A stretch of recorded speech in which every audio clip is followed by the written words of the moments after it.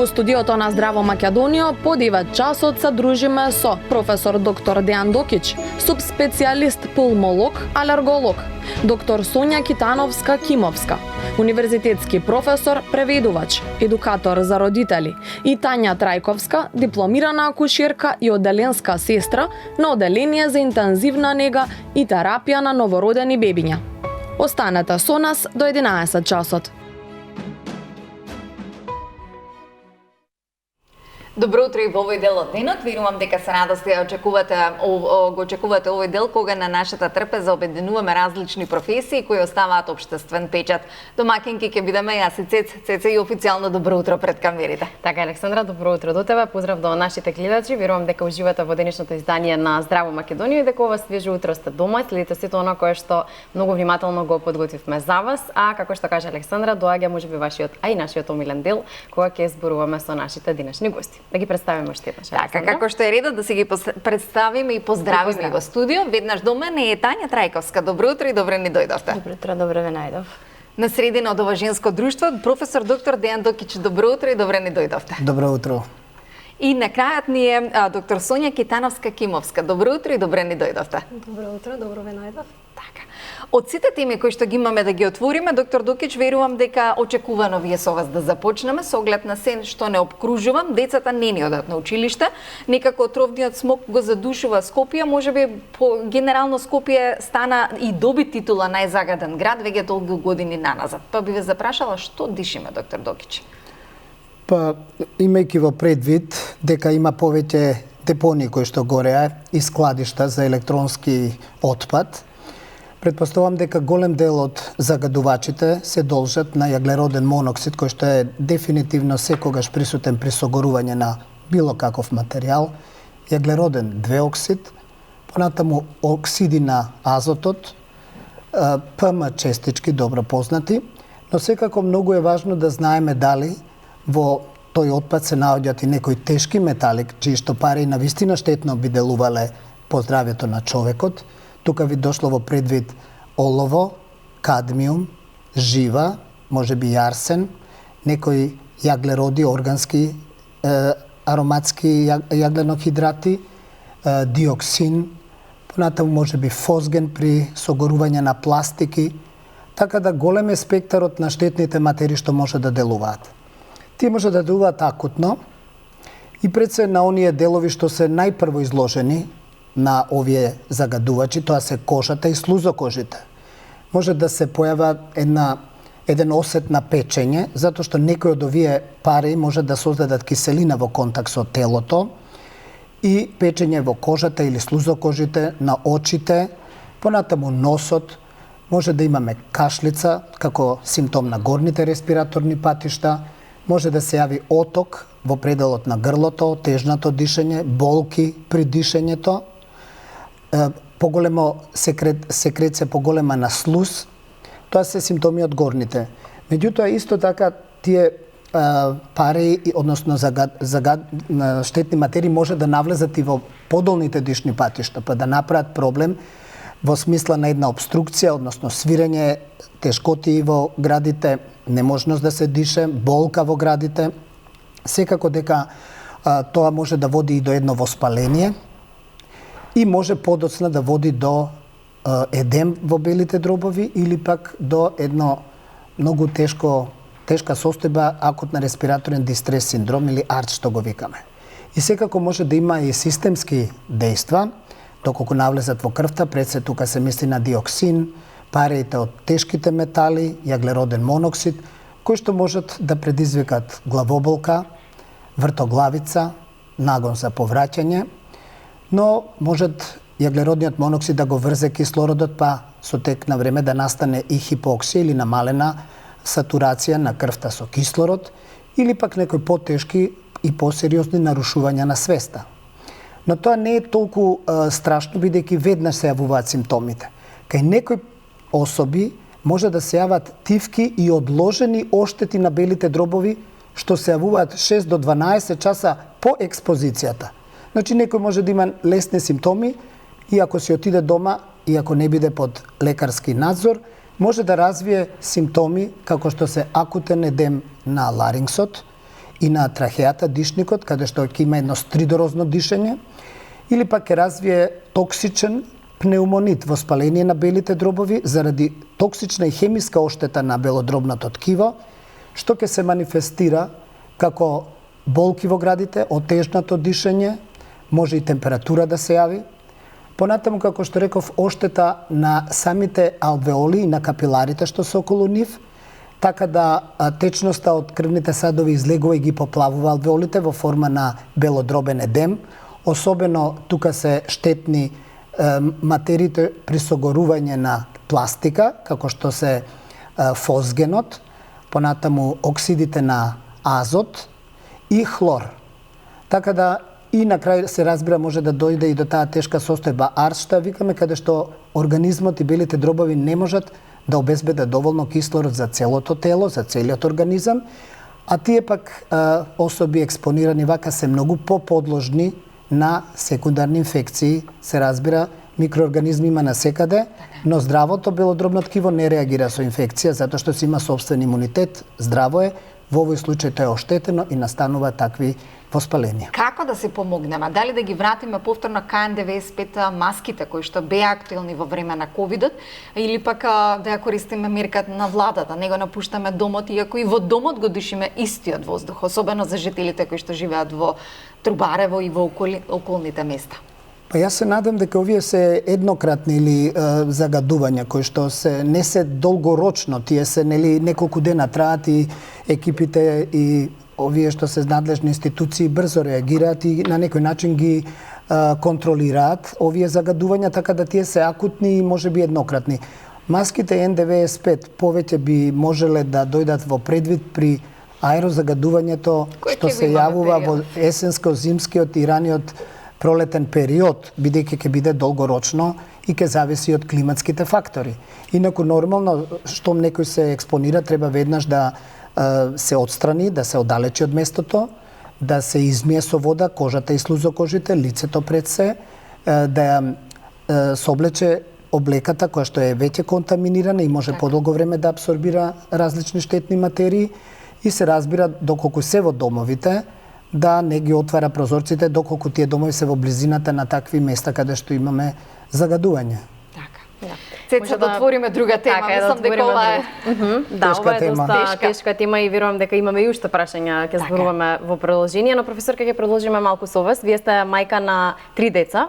Како започнавте со истражување на детската психологија и родителството? Па психологијата од секогаш ме интересирала. Меѓутоа, навлегов повеќе во оваа тема кога увидов дека имам лична потреба, нели, како мајка на 3 деца. Сакав да научам што им е потребно на децата за да можат оптимално да се развиваат, да го искористат својот потенцијал и како можам јас да придонесам, односно која е мојата улога тука, каков треба да биде мојот пристап. И така почнав да истражувам, да читам, да учам и колку повеќе учев, толку повеќе сватив дека не знам и дека треба уште да учам. И така, чекор по чекор навлегов малку подлабоко, во меѓувреме и се сертифицирав за едукатор за методот на позитивна дисциплина и сето тоа знаење што го добив во меѓувреме го систематизирав во една книга прирачник кој што беше пред се наменет за мене лично. Така беше првичната идеја. Меѓутоа потоа сватив дека може да биде од користи за другите родители и го објавив како книга. Кои се најголемите грешки или стравови можеби кои што ги имаат родителите кога ги воспитуваат своите деца? Па јас тргнувајќи од сопственото искуство би рекла дека најголемата грешка беше што влегов неподготвена. Значи ние главно се подготвуваме нели за ова што ќе зборуваме подоцна за чинот нели на раѓање, на одгледување на бебето. Предходно нели бременоста и сето тоа, тој физичкиот аспект на мајчинството, а не толку на емоционалниот и на воспитниот аспект. И мислам дека тука многу родители влегуваат така, интуитивно, спонтано, нели се потпираме на несвесно би рекла, на тоа што мислиме дека поточно не ни мислиме, едноставно несвесно постапуваме така како што сме научиле. Веројатно тоа се тие усвоени модели, образци, како со нас се однесувале или како сме гледале во околината, така и ние постапуваме. Сега нешто тоа е добро, нешто не е. И тука јас наоѓам еден голем простор за подобрување. Ми се чини дека премногу се фокусираме на однесувањето, на она што е на површината. И тоа сакаме, нели, да го корекираме, да го сузбиеме ако е нешто што не ни се допаѓа. И главно се фокусираме на она што е негативно, на она што не ни се допаѓа кај детето. И мислам дека тоа е природна, нели, тенденција на човекот да е пристрасен кон негативности. Тоа е познато во психологијата. А наместо да откриеме што е тоа што го тера детето така да се однесува, значи однесувањето да го сватиме како комуникација. Значи што сака да ми каже, односно можеби тоа не ни знае да ми каже вака експлицитно отворено, меѓутоа што ми кажува, значи јас треба да научам да читам меѓу редови. Што покажува? Што покажува, што му треба на тоа дете во тој момент. Така. Кога сме кај учењата и кај подготовките, радост е да се сподели дека клиниката за гинекологија и акушерство возобновува школа за психофизичка подготовка за идни мајки. Па Тања, споделете ни, што значи истата, што може да очекуваме, каде може, доколку бидејќи многу трудници, многу идни мајки, верувам дека се веќе пред малите екрани, кои го очекуваат своето новороденче, може да научат токму во оваа школа. Во принцип, ова е школа за родителство. За паровите, наменета е за паровите, без разлика дали е тој супругот или трудницата ќе дојде со својата мајка, сестра. Тоа е една психофизичка подготовка за самиот чин на породување, но не и самото породување, туку и бременоста, текот на бременоста и нега за бебето во првата година од неговиот живот. Покрај акушерките кои што ги даваат своите совети, нели, за самото породување и за бременоста, тука се нашите гинеколози, акушери, анестезиолозите и педиатрите кои што на крај на оваа, да кажем, школа последната недела има една трибина со сите парови кои што ќе бидат заинтересирани за ваквата едукација, за да одговорат на сите нивни прашања, дилеми, ма колку и да се тие мали и за нив безначени, за нас секое прашање е многу важно. Така, верувам дека родителите имаат многу прашања. Но доктор Докич, на свет може да донесеме здраво дете, а подоцна да се развие астма. Чести примери имаме во Скопје и во Македонија. Која е причината? Па, постојат повеќе теории. Една од тие теории на Ерика фон Муциус, една германска истражувачка, која што ја пласира теоријата на хигиена. Што не мора да значи дека е точна, но има доста подкрепа во реалниот свет. Тоа е дека децата, доколку живеат во високо развиени земји, каде што здравствениот систем на едно високо ниво, каде што редовно се вакцинираат, имат голема стапка на успешна вакцинација, каде што се превземат мерки за дополнение и на дополнување на хранливите состојки на храната, млекото и другите продукти кои што ги користат особено децата, како што и йодизирање во млеката, витамин Д, од други витамини, така да се води грижа за децата, но и за сите структури во едно општество. И тука имуниот систем веќе не се бори против инфекции, против вируси и бактерии, бидејќи сето тоа е на некој начин под некаква во наводници контрола од тој добар здравствен систем и тогаш туѓите честички, како што се дали полен, дали микрокрлежи од домашна прашина, хемиски некои супстанции, стануваат веќе предмет каде што се активира имуниот систем во борба, односно настануваат алергиски заболувања и тоа оправдание можеби и се гледа во фактот дека земјите кои што се со голем GDP стандард, тие имаат многу поголем процент на алергии во нивната земја, некаде од 25 до 30 и повеќе проценти од населението имаат алергиски заболувања. Би ги кажал тука Велика Британија, Австралија, понатаму западноевропските земји, Германија, Франција и така натаму.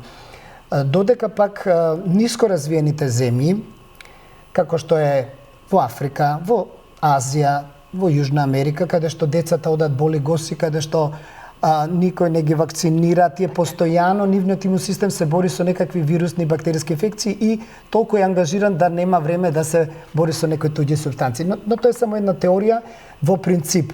се смета дека доколку децата прво кога се раѓаат, пред да се родат, кај мајката постои супресија на еден клеточен имуноодговор. Затоа што детето има и гени и антигени од таткото, кои што се во тој момент туѓи за мајката. А доколку не се супримира ова, ќе настане спонтан абортус, односно мајчиниот организам ќе го исфрли плодот, доколку нема некоја супресија на тој клеточен имуноодговор. За разлика од тоа, хуморалниот одговор си функционира, бидејќи мора секој да има некаков одбранбен систем, па и со самото зачнување самиот плод. По раѓањето, поминувајќи низ природните породилни патишта, детето се контаминира со бактериите што живеат во вагината, како што се лактобацили, бифидобактерии, и таа контаминација многу брзо го изедначува онаа дискрепанца и дисбаланс помеѓу клеточниот и хуморалниот имуноодговор, и на тој начин се раѓа едно здраво, имунокомпетентно дете за живот во една нова средина за него. Сега, доколку во таа средина биде експониран кон аерозагадување, доколку биде експониран на храна која што е претходно можеби со пестициди од животинско порекло, понатаму разни хормони доколку се давани на стоката, па тие преку млекото се инкорпорираат во младите организми, доколку се пуши во околината, значи доколку имате неповолни прилики во околината, секако дека тие деца многу почесто ќе имаат ризик од заболување од астма. Така, природата создала совршен систем, но ние никако се обидуваме да го моделираме. Да, професорка, ние да се вратиме на вашата тема. Постојат ли добри и лоши родители и кои родители имаат лош пристап при воспитувањето на деца? Па мислам дека нема добри и лоши родители, мислам дека намерата на секој родител е добра. Најчесто, нели, освен ако има некои патолошки ситуации, меѓутоа натаму нема да одиме. Прашање е на пристап. Значи, каков пристап имаме ние? Од досегашното искуство, мојот заклучок е дека ќе имаме добар пристап, всушност, кога сме свесни и присутни во ситуацијата, каква и да е таа. Што сакам да кажам? Значи, прво, свесност за себе, како јас се чувствувам во таа ситуација, например, кога детето прави нешто што ме вознемирува, кои чувства јас ги имам во моментот, што предизвикува тоа кај мене, да го прифатам тоа дека е така во тој момент, а потоа свесност за неговите чувства, за оно што претходно го кажав. Што се случува со него, зашто го прави тоа во овој момент. Например, ако плаче, најчесто нели ние велиме веднаш прекини, зошто плачеш, срамота, веднаш нели настапуваме на таков начин кој што не нужно е добар, затоа што ги забрануваме чувствата, не ги дозволуваме, наместо да дознаеме зошто така се чувствува и да го прифатиме пред се. Првиот чекор е прифаќање на чувството, значи присуство во чувството. И тоа е тоа што му треба на детето во тој момент пред се. А потоа да навлеземе нели низ разговор, во едно истражување каде што ќе дознаеме што е тоа што го предизвикало и ќе бараме решение за некоја идна слична ситуација. Значи, ни недостасува една толеранција на фрустрација, прво на самите нас, а потоа и толеранција на фрустрацијата кај детето. Значи, присуство во чувството, затоа што само тоа ќе ни овозможи надминување и отворање на нашиот креативен капацитет, за да може да бараме креативни и конструктивни решења. Да, не може јас нешто да ве прашам. Доктор Дукич, секако. Затоа што нели ова дискусија. Дали знаете можеби зошто децата кои што се одгледуваат во западноевропскиот свет имаат сосема друг начин на однесување визави нашите деца? Јас тоа лично го искусив кога работевме во Велика Британија. Работевме јас и сопругата, син ми негде 4 години беше и одеше во градинка и нормално малку по-жив оддајќи од средина како што е нашата. И не знам, некаков лош збор кажал и тоа нас не викна, па на психолог моравме да одиме. Зашто? Кажал некако си лош збор кој што едно мало дете може да би него ни разбира значењето на зборот, што кај нас сигурно на улица негде го сретнал, а тамо воопшто не беше тоа дозволено. Значи тие беа многу помирни, потивки, воопшто немаше агресивност кај тие. Мислам, споредувам со некои наши деца кои што тука растат, одат во градинка, па и во училишта, сосема друг пристап имаат таму и друго однесување децата. Па, мислам дека се тргнува од домашното воспитување, како нели во каква околина растат и токму ова што сега го зборував, каков пристап имаме ние како родители кон таквото нивно однесување. Ако ние постојано го коригираме детето, ама со порекнување на чувствата, она што претходно го кажав, со недозволување на веднаш со омаловажување, со уценување, со заканување, не успеваме да поттикнеме развој кај детето. Ние едноставно поттикнуваме отпор и одмазда. Или, например, со казнување. Кај нас, например, е многу присутна казната. Имаме дури изрека дека ќотекот е излезен од рајот. Меѓутоа, тоа не води кон правилен развој кај детето. Значи, буди агресивност, отпор, желба за одмазда од една страна или од друга страна, зависи нели какво е детето, може да доведе до целосно повлекување и целосно губење на самодовербата. И имате крајности, деца кои што се постојано агресивни, зашто нели кај нив има некој внатрешен бунт, и деца кои што се целосно повлечени, многу мирни, многу срамежливи. Сепак би го сведила на односот на родителот и околината. Но многу е важно едукацијата и во системот. Како едно општество гледа на развојот и одгледувањето и едукацијата на децата.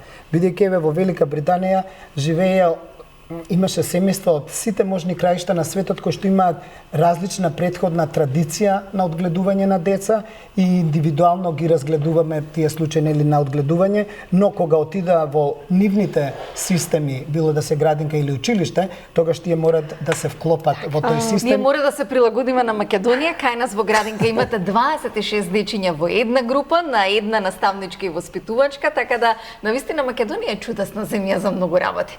Но кога сме кај професиите, не може да не го споменаме, да споменаме вашата професија, акушерка.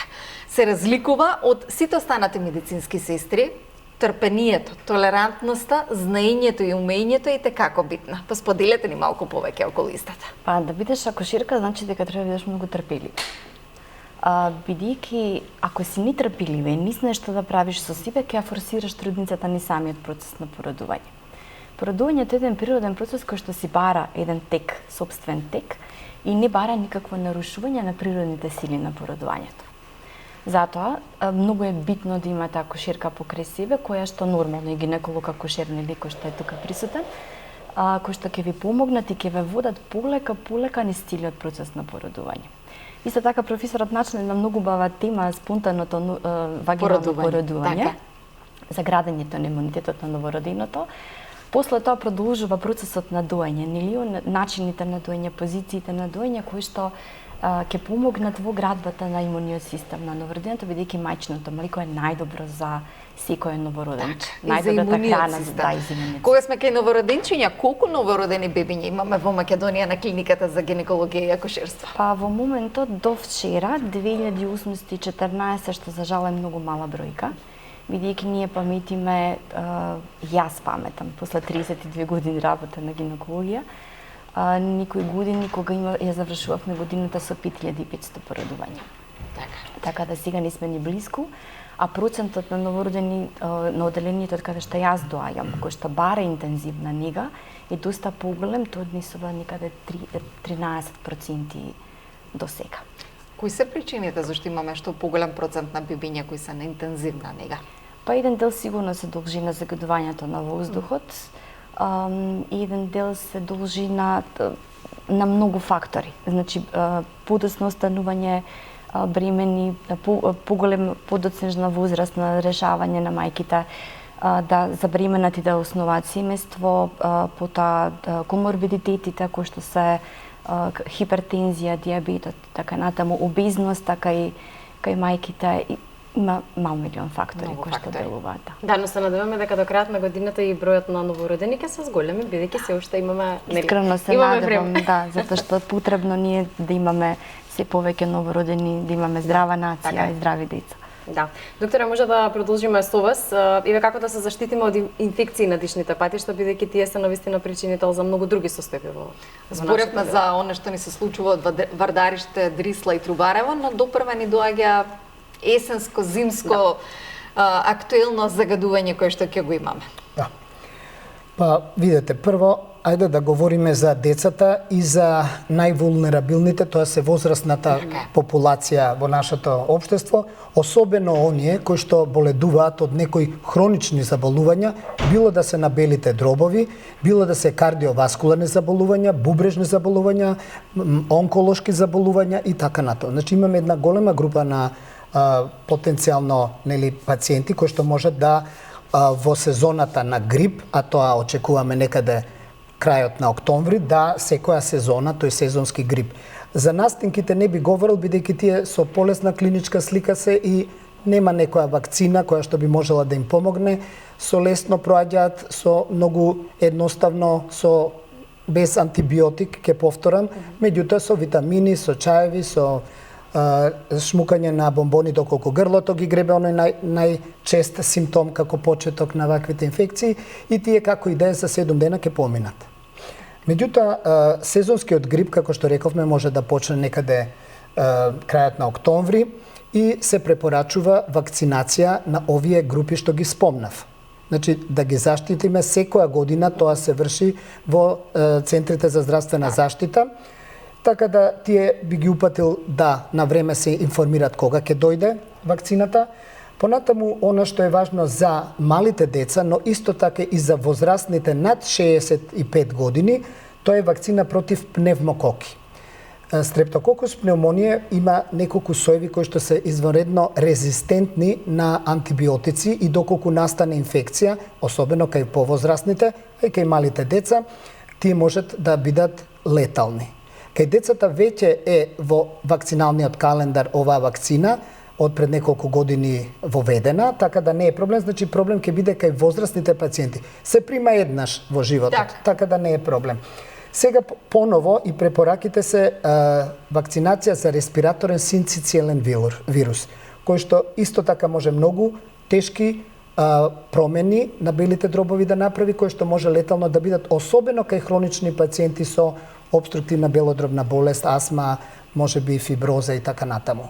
И секако да не заборавиме и за COVID-19, доколку стане актуелен, во меѓувреме да дадам информација дека имаме пациенти со COVID-19, па дури и цели семејства, така да се внимава дека може повторно се разгорува, може би не во тој обем, меѓутоа како една локална. Да оставиме пандемијата во историјата, но не може не може да не споделиме. Брилијантен сте и верувам дека многу од нашите гледачи со внимание ги следат вашите совети. Дел сте од алијанса која има за цел да ги здружи научните здруженија за алергија и астма на Централна и Јужна Европа за да ги хармонизираат здравствените практики, да ја подобрат соработката во истражувањето и образованието и да ја подобрат превенцијата која што ни е најбитна. Честитки за вас и за она што навистина е како успех која ви предстои. Споделете ни повеќе за ова. Ви благодарам. Оваа година во март месец во Краков се одржа основоположното собрание, каде што членки, воглавном сите се членки на Европската унија, и ние сме една единствена земја која што не е членка на Европска унија, а полноправна членка на оваа алијанса. Пред се тоа беше на иницијатива на Полска, председателите од сите здруженија беа повикани, понатаму Германија е, Чешка, Словачка, Латвија, Литванија, Унгарија, Словенија, Хрватска, Романија, Бугарија, Грција, сега на повидок е и Австрија, така да и нашата земја. И пред една недела имаше онлайн уште едно генерално собрание, каде што ме избра за председател и мене наистина ми представува чест на едно европско здружение да бидам јас како припадник од или граѓани на една мала земја. Меѓутоа мислам дека тоа е успех за работата и препознавање на стручноста од што потекне од нашата земја, а секако представува една чест. Како што рековте, има неколку веќе проекти во тек. Многу е важно и да се подигне на повисоко ниво научно-истражувачката работа, едукацијата на лекарите, нивни тренинг со размена со преку стипендии на наши доктори во овие земји, понатаму да се подигне свеста во секоја земја за значењето на овие болести, алергиите и астмата, со цел да може пациентот да биде во центарот на здравствените политики на овие земји и секако уште и да се направи соработка со другите меѓународни интернационални здруженија од овој тип. Така. Алергиите ни се болест на 21. век, па со каков тип на алергии се соочуваат македонците? Најголемиот број на пациенти се со алергии на инхалаторни или аероалергени. Тука пред се би кажал дека најмногу се представени се полените од треви, но скоро во подеднаков случај и микрокрлежите што живеат во домашната прашина. Понатаму доаѓаат коровите, раноцутечките дрва, како што се бреза, леска, бука, понатаму доцно цветачките, како што се липа и багрем, и некои други поретки, евентуално целогодишни алергени, како што се спори од мувла, бидејќи честопати во подруми, во бањите, во училиштата имаме во градинките имаме простори каде што се со влага, каде што можат мувла да се насели, и секако да не заборавиме крзна или влакна на домашни миленичиња што се чуваат во домашни услови. Така. Многу работи може да придонесат за многу фактори, но ние од тука ќе се преселиме во нашата кујна, која за кратко ќе ја претвориме во еден едукативен центар, повелете Тања, каде што и како ќе ви едуцираме, повелете ќе ви едуцираме како да се подготвите за процесот на порадување. Верувам дека истиот треба да биде магичен, да биде брилијантен и едноставен. Тања, што имаме пред нас и ете. Па пред нас прво благодарам за можноста да ги донесам овие реквизити кои што ние ги користиме во едукацијата на трудниците. Ова го правиме со цел да на трудниците им го доближиме процесот на раѓање. Прашањето е секогаш, па како бебето сега ќе помине скарлицата која што е целата коски. Така. И на тој начин да не се плашат од чинот на спонтано порадување, бидејќи најголемиот проблем е непознатото. Ако вие не знаете каде одите, не знаете што се случува во вашиот организам, во вашето тело, секогаш имате еден страф и едно лачење на негативни хормони кои што го забавуваат процесот на порадување. На овој начин воедно да споменам дека од 1 октомври почнува да функционира ова школа за психофизичка подготовка за родителство. Каде може да се пријават? Клиника за гинекологија Кошиство, сите трудници кога доаѓаат на контрола кај своите гинеколози на клиника за гинекологија Кошиство може да прашат акушерката која што е задолжена за амбулантата, да им посочи како да се пријават за оваа едукација, бесплатна едукацијата. Значи ние акушерките тоа го работиме со ентузијазам, значи доброволно, на доброволна основа со цел да ние се доближиме до трудницата. Затоа што вие кога ќе дојдете на клиниката за гинекологија имате непознати лица околу вас. Така. Некој кој што треба најинтимниот чин да го сподели со вас, а вие не го познавате. Вака кога ќе имате можност да ги запознаете акушерките и гинеколозите од родилната сала, ќе имате доверба, нели се дружите со нив 4-5 недели, ќе споделувате искуства, ќе некои насоки ќе добиете, едноставно ќе ја запознаете акушерката, ако не е таа, ќе биде таа од другата група, кој што сите заедно се надополнуваат, кој што ќе ви помогне во целиот процесот ќе биде многу едноставен. Пред нас имаме карлица. Пред нас имаме карлица, морам да напоменам дека ова не е вистинска женска карлица, тука е 2 пати намален модел, како што и бебето нели е 2 пати намален модел. Прилика од 2 килограми па нагоре се движи до процесот на порадување, така да ова е далеко од реалниот. Зависи од генетиката, нели кој бебе колкаво ќе порасне, тука не можеме да делуваме многу. Но, со тоа што, бебето пред самото порадување прави еден чин на флексија, тоест ја витка главата максимално до своите гради, ги витка рацете и нозете кон своите гради со цел да биде како клопче, за да многу полесно помине низ карлицата. За да помине со најмалиот диаметар низ карлицата. Чим ќе го допре зидот на карлицата, тоа прави низа на вртења за да може да излезе што полесно низ самата карлица. И да не ја мачи ни сопствената мајка, а нели нормално и да самото не има траума при порадувањето. Така да чинот на спонтаното порадување е многу лесен, бидејќи бебето се работува заедно со мајката. И бебето точно знае што треба да направи во моментот кога е самото порадување. Исто така во текот на порадувањето се практикуваат и вежби покрај позициите, нели, кои што ги може да ги завземе трудницата и масажите кои што може низиниот сопруг партнер да и ги даде во текот на самите контракции. Постојат и техники на дишење кој што и на фокусирање, значи кога ќе почне самата контракција, визуализирате слика, дури и песна која што може да се подпевнуваат. Ние препорачуваме дури да танцувате со сопругот во текот на самиот чин на породување, бидејќи на тој начин, лишајќи ја крлицата, овозможувате зенината тежа да му помогне на бебето што побрзо да се спушти низ самата карлица. И техниката за дишење можам да ги поканам и гостите кои што не се нели заедно со мене, а и трудниците пред малите екрани. Значи, земаме длабоко воздух и полека го издишуваме со отворена уста. Како јога. Издишуваме.